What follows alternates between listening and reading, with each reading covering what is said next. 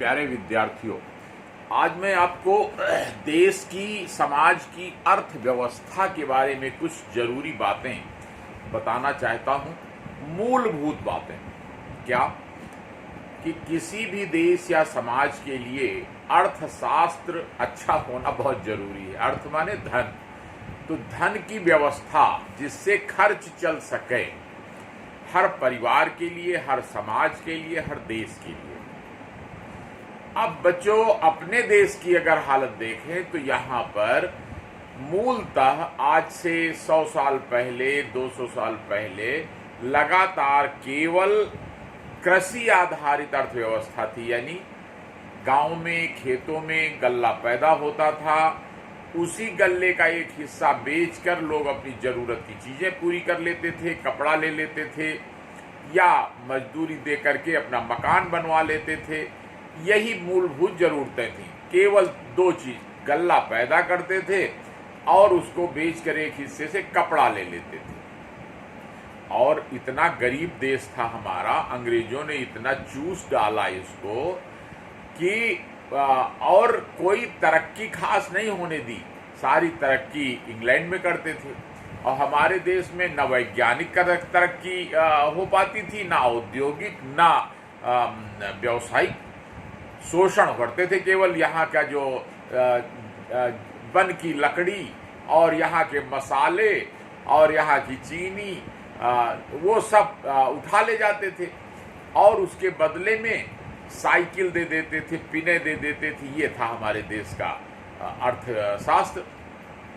अब दोस्तों, जैसे जैसे देश की आज़ादी आई तो दूसरे देशों के प्रभाव से और लोगों के प्रयास से देश की तरक्की शुरू हुई। तो कृषि से जब समाज तरक्की करता है तो वो सबसे पहले उद्योग और व्यवसाय की तरफ जाता है।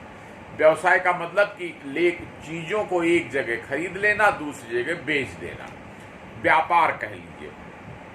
लेकिन व्यापार से इतना तो फायदा होता है कि लोगों में आदान प्रदान हो जाने से चीजों की जरूरत पूरी होती है, लेकिन उससे भी ज्यादा जरूरी है किसी देश की तरक्की के लिए उद्योगों का बढ़ना।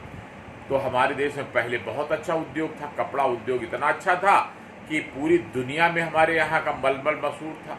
लेकिन धीरे धीरे अंग्रेजों ने दबा दिया, कारीगरों के हाथ कटवा दिए, नील की खेती बंद करवा दिया कि यहाँ नहीं बनेगा। कपड़ा बनेगा तो ऑक्सफोर्ड में बनेगा, लिवरपूल में बनेगा, इंग्लैंड में बनेगा और सारी दुनिया में बिकेगा।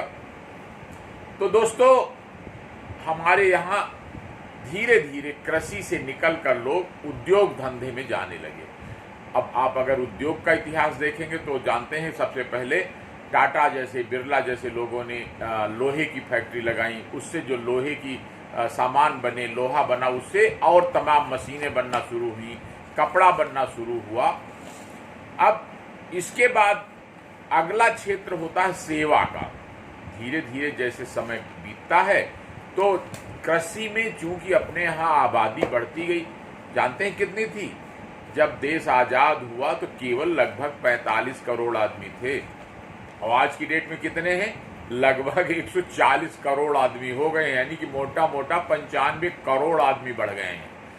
तो इतने आदमी बढ़ गए तो कहाँ बोझ एकदम खेती पर बढ़ गया। जहाँ 10-10 बीघा खेती थी औसतन, वो बची है 1-1 बीघा, 2-2 बीघा। इतने लड़के पैदा हुए, उनके लड़के पैदा हुए तो आबादी बढ़ती गई। लेकिन अरे एक समय तो ऐसा आया था सन 65 वगैरह के आसपास कि देश में खाने के लाले पड़ गए। पानी नहीं बरसता था तो अन्न, अनाज नहीं पैदा होता था। अब देश की अर्थव्यवस्था समझने के लिए अगली बात बताऊंगा कि सेवाएं क्या होती हैं। सेवाएं ये होती हैं, जैसे सरकारी सेवा होती है, सरकारी सेवा होती है, प्राइवेट नौकरियां होती हैं, घरों में नौकरी होती हैं, फिर जितना ये अर्ध सरकारी सेक्टर में नौकरी होती हैं, और फिर दुकानों में जितना व्यवसाय होता है ये भी तो सेवा है, व्यापार होता है ये भी सेवा है। तो और उद्योग धंधे यानी कपड़ा उद्योग, चमड़ा उद्योग, लोहा उद्योग, टीन का उद्योग, जितने उद्योग धंधे हैं ये सब। अब इस समय आप जानते हैं लगभग 4 करोड़ लोग देश के बेरोजगार हैं। जब से कोरोना की समस्या हुई है तब से और बहुत ज़्यादा लोग बेरोजगार हो गए हैं। तो दोस्तों, जरूरत क्या है कि ज़्यादा से ज़्यादा लोगों को कृषि से निकालकर उद्योगों में और सेवाओं में लगाया जाए तो देश की अर्थव्यवस्था मजबूत हो।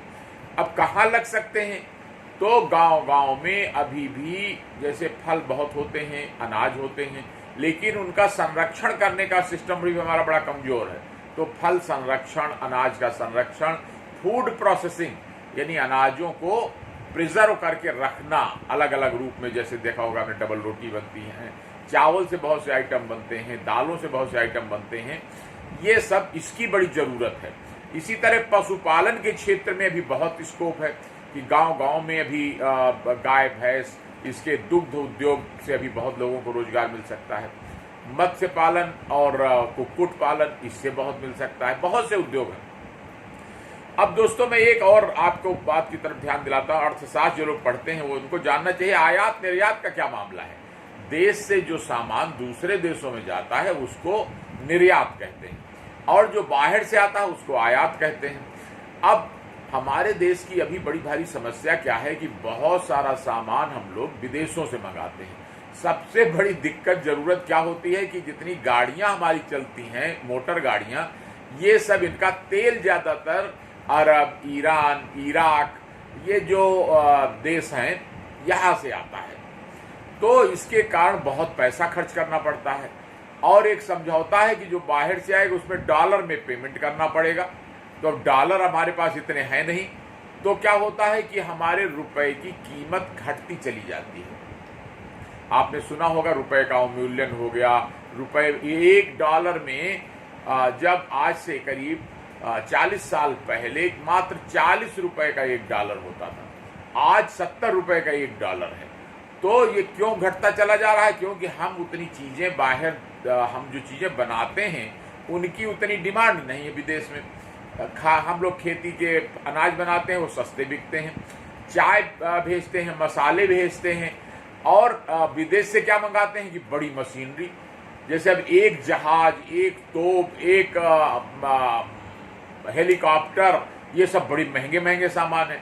हम पीछे कहाँ छूट गए कि ये सामान हम लोग कम बनाए, और जबकि देश को जरूरत है ये सामान ज्यादा अगर बने तो तमाम विदेश में, अफ्रीकन कंट्रीज में, एशियन कंट्रीज में जो अभी पिछड़े हैं, वहां हम बड़े आसानी से ये सामान बेच करके विदेशी मुद्रा कमा सकते हैं।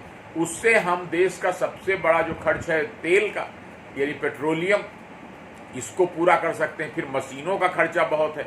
फिर बहुत से फैशनबाज लोग हैं, वो विदेशी सामान ही खरीदना पसंद करते हैं। तो इसके कारण हमारे रुपए की कीमत घटती चली जाती है। अब देश की बेरोजगारी, गरीबी पर बात की जाए कि बेरोजगारी इतनी क्यों हो जाती है? क्योंकि बहुत सारा सामान अमीर लोग जो फैक्ट्री मालिक हैं वो चाहते हैं कि अगर मशीन से बनाए तो सस्ता पड़ेगा।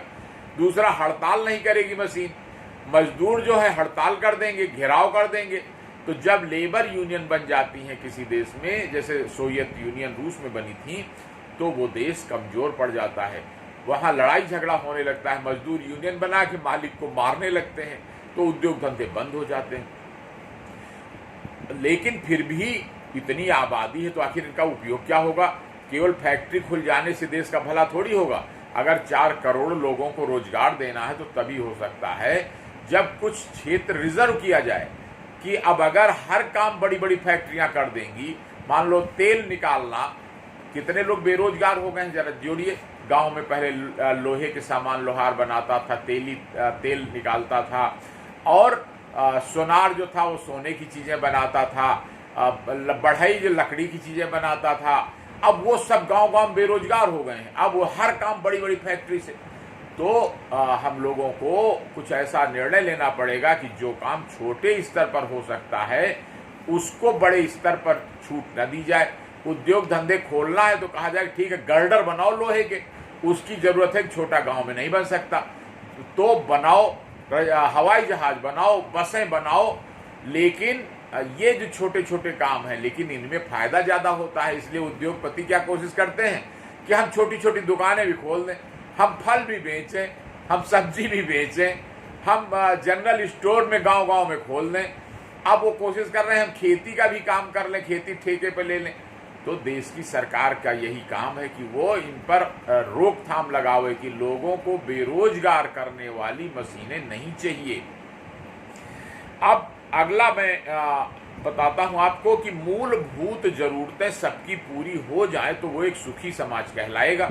तो सुखी समाज में क्या क्या चाहिए? पहले खाना सबको मिल जाए, नंबर 2 कपड़े सबको मिल जाए, तो भोजन वस्त्र मकान, जैसे ये सरकार ने कितनी कोशिश की कि तमाम लोगों को प्रधानमंत्री आवास योजना में मकान मिले, शौचालय मिले, तो अच्छा कदम था, बहुत तरक्की की बात थी।